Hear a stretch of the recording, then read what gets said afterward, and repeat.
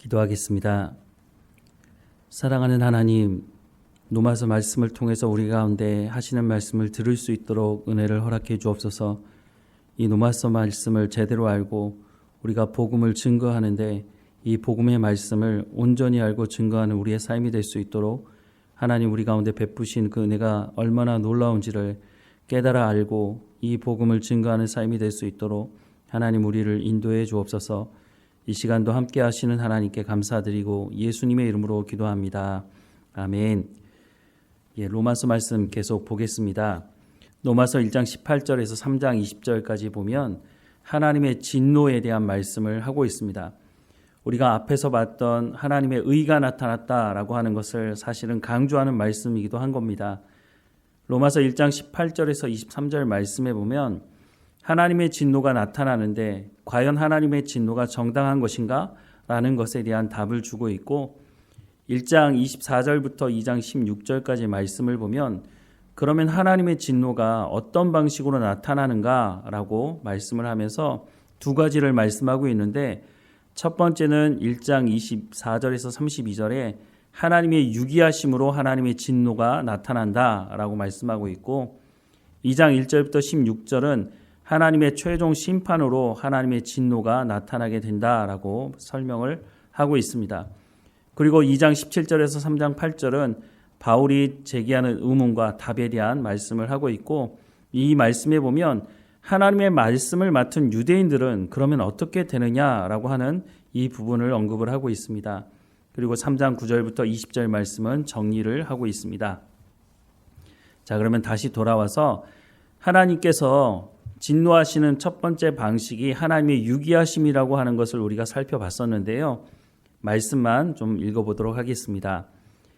그러므로 하나님께서 그들을 마음의 정욕대로 더러움에 내버려 두사 그들의 몸을 서로 욕되게 하게 하셨으니 이는 그들이 하나님의 진리를 거짓 것으로 바꾸어 피조물을 조물주보다 더 경배하고 섬김이라. 주는 곧 영원히 찬송할 이시로다. 아멘.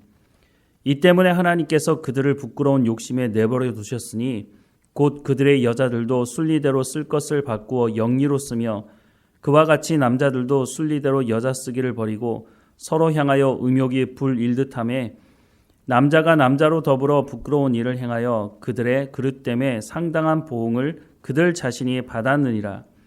또한 그들이 마음에 하나님 두기를 싫어하며 하나님께서 그들을 그 상실한 마음대로 내버려 두사 합당하지 못한 일을 하게 하셨으니 곧 모든 불의, 추악, 탐욕, 악의가 가득한 자요 시기, 살인, 분쟁, 사기, 악독이 가득한 자요 수군수군하는 자요 비방하는 자요 하나님께서 미워하시는 자요 능욕하는 자요 교만한 자요 자랑하는 자요 악을 도모하는 자요 부모를 거역하는 자요 우매한 자요 배악하는 자요 무정한 자요 무자비한 자라.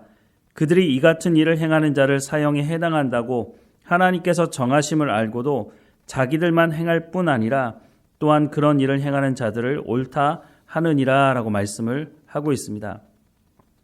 하나님께서 내버려 두셨더니 이들이 그 자유함으로 하나님을 섬기는 것이 아니라 더 많은 죄를 짓게 되는 그 자리로 가게 되었다고 말씀을 하고 있습니다. 그리고 로마서 2장에 들어서서는 하나님의 진노하시는 방식 두 번째인 최종 심판에 대한 말씀을 합니다. 먼저 2장 1절부터 16절 말씀을 함께 읽어보겠습니다. 그러므로 남을 판단하는 사람아 누구를 막론하고 내가 핑계하지 못할 것은 남을 판단하는 것으로 내가 너를 정죄함이니 판단하는 내가 같은 일을 행함이니라. 이런 일을 행하는 자에게 하나님의 심판이 진리대로 되는 줄 우리가 아노라. 이런 일을 행하는 자를 판단하고도 같은 일을 행하는 사람아 내가 하나님의 심판을 피할 줄로 생각하느냐? 혹 내가 하나님의 인자하심이 너를 인도하여 회개하게 하심을 알지 못하여 그의 인자하심과 용납하심과 길이 참으심이 풍성함을 멸시하느냐? 다만 내 고집과 회개하지 아니한 마음을 따라 진노의 날 곧 하나님의 의로우신 심판이 나타나는 그 날에 임할 진노를 내가 쌓는도다. 하나님께서 각 사람에게 그 행한 대로 보응하시되 참고 선을 행하여 영광과 존귀와 썩지 아니함을 구하는 자에게는 영생으로 하시고 오직 당을 지어 진리를 따르지 아니하고 불의를 따르는 자에게는 진노와 분노로 하시리라. 악을 행하는 각 사람의 영에는 환난과 공고가 있으리니 먼저는 유대인에게요 그리고 헬라인에게며 선을 행하는 각 사람에게는 영광과 존귀와 평강이 있으리니 먼저는 유대인에게요 그리고 헬라인에게라. 이는 하나님께서 외모로 사람을 취하지 아니하심이라. 무릇 율법 없이 범죄한 자는 또한 율법 없이 망하고 무릇 율법이 있고 범죄한 자는 율법으로 말미암아 심판을 받으리라. 하나님 앞에서는 율법을 듣는 자가 의인이 아니요 오직 율법을 행하는 자라야 의롭다 하심을 얻으리니 율법 없는 이방인이 본성으로 율법의 일을 행할 때에는 이 사람은 율법이 없어도 자기가 자기에게 율법이 되나니 이런 이들은 그 양심이 증거가 되어 그 생각들이 서로 혹은 고발하며 혹은 변명하여 그 마음에 새긴 율법의 행위를 나타내느니라. 곧 나의 복음에 이른 바와 같이 하나님이 예수 그리스도로 말미암아 사람들의 은밀한 것을 심판하시는 그날이라 라고 말씀을 하고 있습니다. 다시 말씀을 보면 1절 말씀에 그러므로 남을 판단하는 사람아 라고 말씀을 하고 있습니다. 많은 신학자들이 이 판단하는 사람이 누군지에 대해서 의견을 말하는데 글쎄 이 판단하는 사람 누구를 말하는 걸까요? 첫 번째로 주장하는 것은 도덕주의자일 것이다 라고 말하는 것입니다. 이렇게 판단하는 사람이 자신의 그 도덕적인 기준을 가지고 다른 사람을 판단하고 정죄한다는 거죠. 이렇게 도덕주의자라고 주장하는 사람들은 1장 18절에서 32절 말씀은 이방인을 말하는 것이고 2장 1절에서 16절은 도덕주의자에 대해서 말씀을 하는 것이다 라고 말을 하고 2장 17절부터 29절은 유대인에 대한 말씀이다 라고 말합니다. 그도 그럴 것이 17절 말씀에 보면 유대인이라고 불리는 내가 라고 말씀을 하는 것을 가지고 근거를 삼아서 이야기를 하는 거죠. 만약 판단하는 사람이 도덕주의자라고 한다면 이것을 설명을 해야 되는데 2장 1절에 시작하는 그러므로라고 하는 이 접속사를 설명할 수가 없다는 것입니다. 여러분 그러므로라고 하는 이 접속사를 언제 사용하십니까? 앞에 내용을 말하고 그래서 이런 것이다 라고 설명을 하는 것 아닌가요? 그런데 앞에서는 이방인들에 대해서 이야기하다가 그러므로 도덕주의자들은 이렇게 말하는 것이 연결이 되지 않는다고 하는 것입니다. 그런데 우리가 또 한 가지 눈여겨봐야 할 것이 1장 24절 말씀에 보면 그러므로 하나님께서 그들을 마음의 정욕대로 더러움에 내버려 두사라고 말씀을 하고 있다는 겁니다. 하나님께서 진노하시는 방식이 두 가지라고 말씀드렸지 않습니까? 첫 번째는 하나님께서 내버려 두신 육이라고 말씀을 드렸고 두 번째는 하나님께서 최종 심판을 하신다라고 말씀을 하고 있다는 것이죠. 그러니까 여기서 말하는 판단하는 사람이 도덕주의자라고 주장하는 것은 앞 문장과 뒷 문장이 잘 연결이 되지 않는다고 하는 것이죠. 또 다른 사람들은 여기서 판단하는 사람은 유대인을 말하는 것이다 라고 주장하는 사람들이 있습니다. 유대인들이 자기의 우월의식을 가지고 이방인들을 판단한다는 것이죠. 유대인들은 선민의식이 있어서 자신들은 구원받지만 이방인들은 다 지옥의 땔감이라고 생각을 했습니다. 그래서 이 사람들이 하나님의 말씀을 전하지 않았죠. 이 유대인들이 이방인들을 판단한다고 하는 것입니다. 그런데 여기도 의문이 드는 부분이 있습니다. 왜냐하면 앞부분에 보면 하나님께서 내버려 두셨더니 사람들이 동성애를 했다고 말을 하고 있습니다. 이 동성애의 죄를 그러면 유대인들은 짓지 않았느냐? 그렇지 않았죠. 사사기 19장 22절 말씀에 보면 그들이 마음을 즐겁게 할 때 그 성읍의 불량배들이 그 집을 에워싸고 문을 두들기며 집주인 노인에게 말하여 이르되 내 집에 들어온 사람을 끌어내라 우리가 그와 관계하리라 라고 말씀을 하고 있습니다.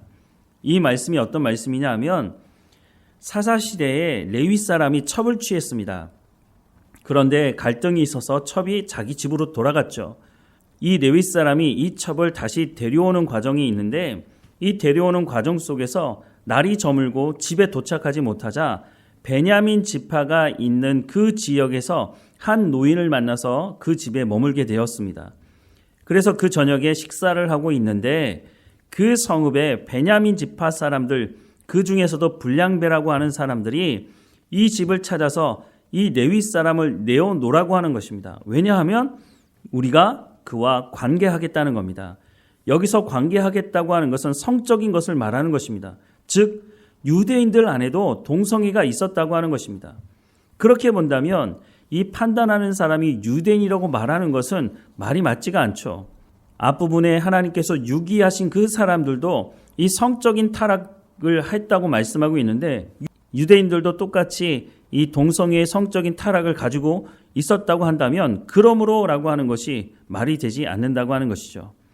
마지막으로 이 판단하는 사람은 창세 이후의 전체 인류를 말하는 것이다 라고 보는데 이것이 판단하는 사람의 가장 적절한 말이라고 생각을 합니다. 왜냐하면 로마서 1장 32절 말씀에 보면 그들이 이 같은 일을 행하는 자는 사형에 해당한다고 하나님께서 정하심을 알고도 자기들만 행할 뿐 아니라 또한 그런 일을 행하는 자들을 옳다 하느니라 라고 말씀을 하고 있습니다. 하나님께서 유기하심으로 말미암아 이들이 자신들의 죄를 깨닫고 돌아오는 것이 아니라 스스로 사람들끼리 야 우리가 나쁜 짓을 해도 잘 먹고 잘 살잖아. 그러니까 우리가 이 일들을 행하는 것은 괜찮아 라고 서로 주장하는 사람들, 서로 자기들의 죄가 정당하다고 말하는 이 사람들 하나님께서 심판하시겠다고 하는 것이죠. 바로 이 사람들이 판단하는 사람이라고 말하는 것입니다.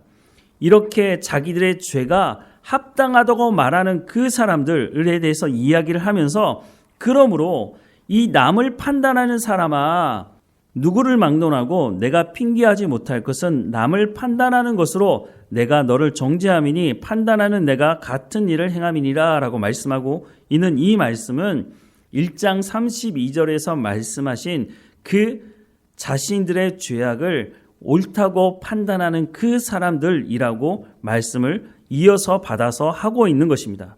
그러면 이 판단하는 이 사람들은 도대체 누구냐? 로마서 2장 9절과 10절에 보면 유대인과 헬라인에 대해서 말씀을 하고 있습니다. 이 판단하는 사람들에 대한 말씀을 하면서 쭉 설명을 해가면서 중간 부분에 바로 이 사람들이 유대인이고 헬라인이다라고 말을 하고 있는데 유대적인 사고방식에서는 세상에는 두 종류밖에 사람이 없다는 겁니다. 유대인과 당시 이방인을 대표하는 헬라인. 그래서 여기서 말하는 판단하는 사람은 1장 24절부터 32절까지 말씀하는 하나님께서 유기한 사람들, 즉 창세 이후로부터 있는 모든 인류의 사람들, 그 사람들을 하나님께서 내버려 두셨더니 이런 범죄를 저질렀고 그 죄가 자기들에게 있어서는 합당하다, 이것이 옳은 것이다 라고 주장했다는 거죠. 그리고 그 사람들을 받아서 이 사람들이 판단을 하게 되는데 왜 그러면 여기서 1장 32절에서 말씀하는 그런 일을 행하는 자를 옳다고 하는 자들이라고 말하지 않고 판단하는 사람이라고 말을 했느냐는 것이죠.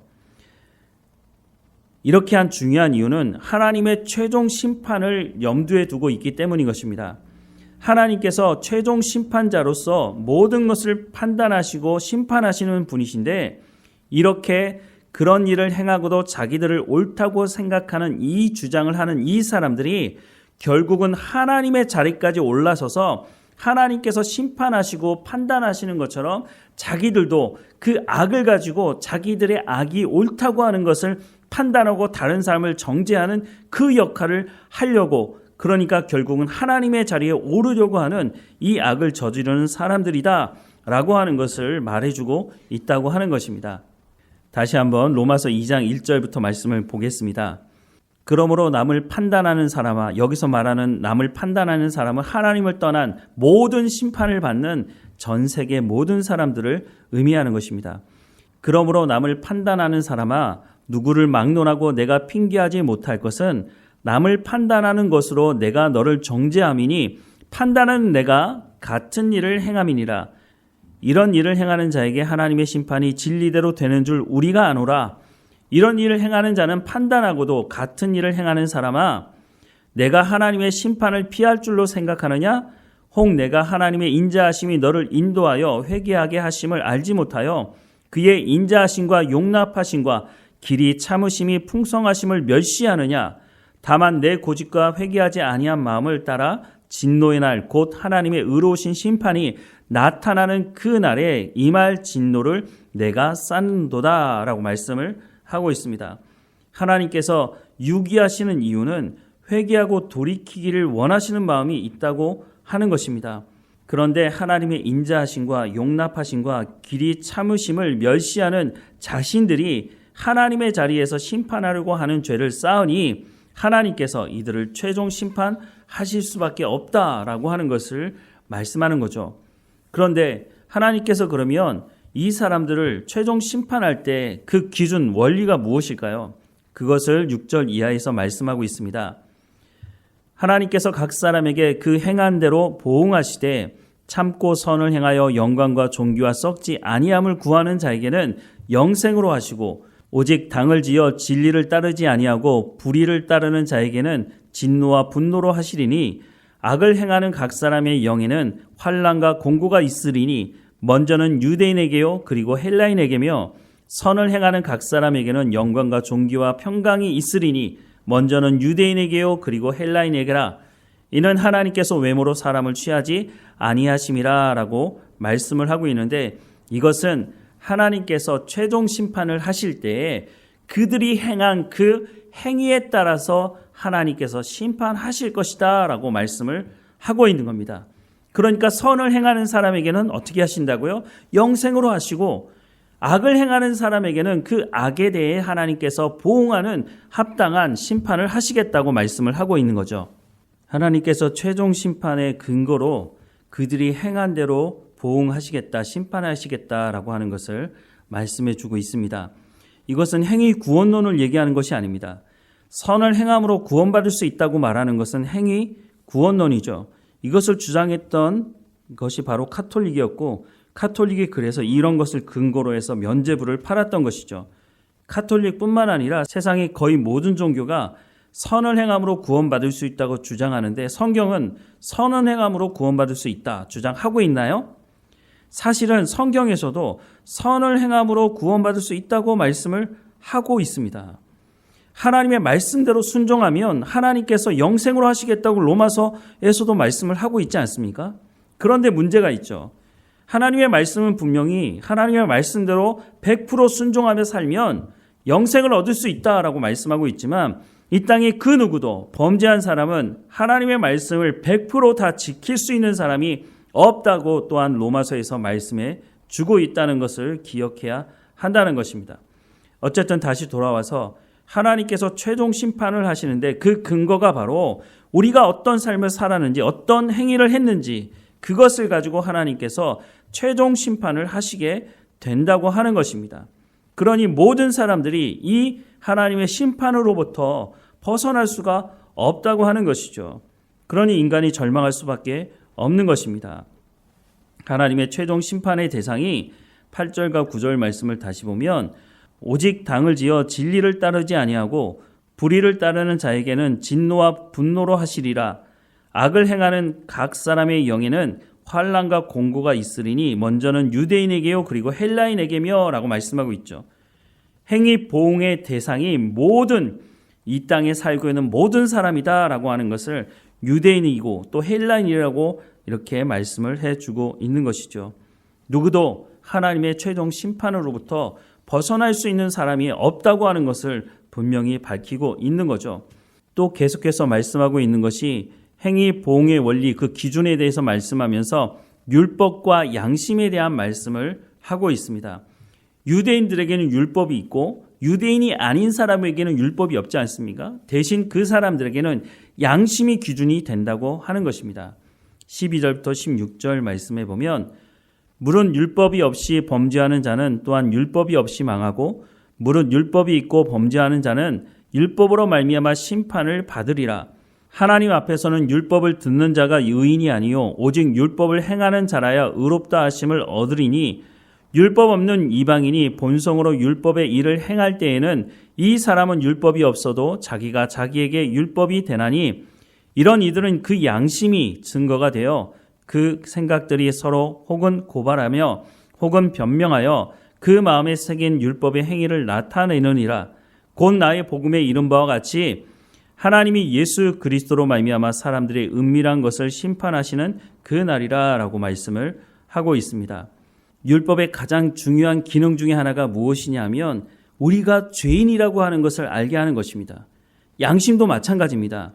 양심이 있는 사람들에게는 우리가 악을 저지름으로 말미암아 우리가 죄인이라는 것을 알게 하는 기능이 있는 것이죠. 물론 이 율법을 완벽하게 지키고 선한 양심을 가지고 살아간다면 우리가 하나님 앞에 심판받을 때 하나님의 칭찬을 받을 수 있겠죠. 하지만 그 어떤 사람도 하나님의 심판 앞에서 율법이 우리를 죄인이라고 말하고 양심이 우리를 죄인이라고 말하는 곳에서 벗어날 수 있는 사람은 없다고 하는 것을 말씀해 주고 있는 것입니다. 다시 정리하자면 로마서 1장 18절에서 23절은 하나님의 진노가 나타난다라고 말씀하고 있고 그 진노는 정당하다. 왜냐하면 하나님을 알 것을 모든 사람에게 보여주셨기 때문이다라고 말씀을 하고 있고 1장 24절에서 2장 16절은 하나님의 진노 방식에 대해서 말하고 있는데 첫 번째는 하나님의 유기에 대해서 말씀하고 있고 두 번째는 하나님의 최종 심판에 대해서 말씀을 하고 있는데 이것을 세부적으로 보자면 2장 1절에서 5절은 하나님의 유기를 무시하는 판단하는 사람에 대해서 말씀을 하고 있고 2장 6절에서 11절은 최종 심판의 근거, 그것은 행위 보응의 원리라고 말씀을 해주고 있고요. 2장 12절에서 16절 말씀은 행위 보응의 원리, 그것은 율법과 양심이다라고 하는 것을 말씀해 주고 있습니다. 하나님의 의가 나타난다. 하지만 그 의가 나타날 때 그 의가 얼마나 놀라운 감사의 제목인지를 바로 이런 인간이 하나님 앞에 타락함으로 하나님 앞에 범죄하고 최종 심판을 받을 수밖에 없는 존재라고 하는 것을 말씀해 주고 있는 것을 통해서 하나님의 의가 예수 그리스도의 십자가 사건을 통해서 우리 가운데 나타나는 것이 얼마나 놀라운 은혜인지를 다시 한번 강조하고 있는 것입니다. 오늘은 여기까지 말씀을 보도록 하겠습니다. 기도하겠습니다. 사랑하는 하나님, 허물과 죄로 죽었던 하나님의 진노를 받을 수밖에 없는 우리의 삶을 다시 한번 되돌아보게 됩니다. 우리가 악을 행하면서도 그 악을 정당화시키려고 했던 우리의 삶이었던 것을 불쌍히 여겨 주옵소서. 예수 그리스도로 말미암아 우리가 하나님의 자녀 되어지고 선한 삶을 살아가는 자리로 우리를 불러주셨다는 것을 우리가 깨닫게 하시고 우리 가운데 베풀어 주신 이 구원이 얼마나 놀라운 것인지를 날마다 묵상하며 감사하며 이 복음을 증거하는 삶을 살아가는 우리의 삶이 될 수 있도록 은혜를 허락해 주옵소서. 로마서 말씀을 통해서 우리 가운데 말씀하시는 이 말씀을 깊이 깨달아 알 수 있도록 성령의 충만함으로 우리 가운데 임재해 주셔서 이 말씀을 우리 마음에 새기고 또한 복음을 증거하는 우리의 삶이 될 수 있도록 은혜를 허락해 주옵소서. 우리와 함께 하시는 하나님께 감사드리고 예수님의 이름으로 기도드립니다. 아멘.